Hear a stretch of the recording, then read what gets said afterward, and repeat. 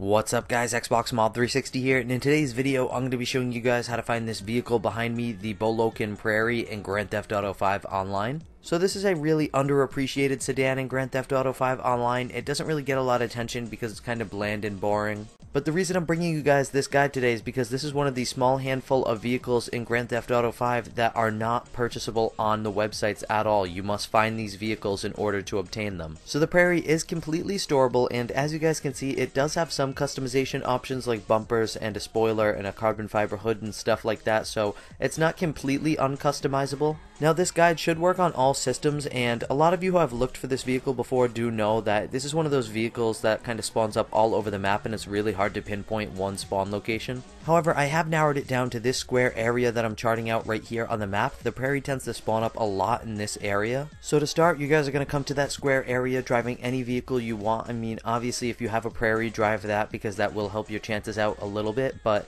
it doesn't really matter. You guys can drive any vehicle. So as you guys can see, I am inside of that square area, and all you guys are going to want to do is just drive around inside of that area, up and down the streets, looking at all the vehicles, and you guys are mostly going to want to look at the headlights of the vehicles because, like I said, this car is kind of bland and it kind of blends in with other sedans. When I go up and down the streets searching for a Prairie, I sometimes have trouble distinguishing it from other sedans, but the headlights are pretty much the characteristic you want to look at. And one other thing I wanted to mention is that if Simeon is currently requesting this vehicle from you, you usually will find it a bit quicker than the people who don't have it on their Simeon list. However, the Prairie doesn't need to be on the Simeon list in order for you to find it. You can still find it even if he isn't currently requesting it. So if you guys search in one session for maybe 5 to 8 minutes and you have no luck finding a Prairie, I would hit start, online, find new session, and just keep on repeating this process, looking in a session for 5 to 8 minutes and then finding a new one. That way you don't get stuck spawning up the same vehicles over and over. You can keep constantly getting new vehicles to spawn up until eventually the Prairie starts spawning up. So as you guys are about to see, I found my Prairie after searching for about 20 to 25 minutes, and once you get one of them to spawn up, you can usually get a whole bunch of them to spawn up.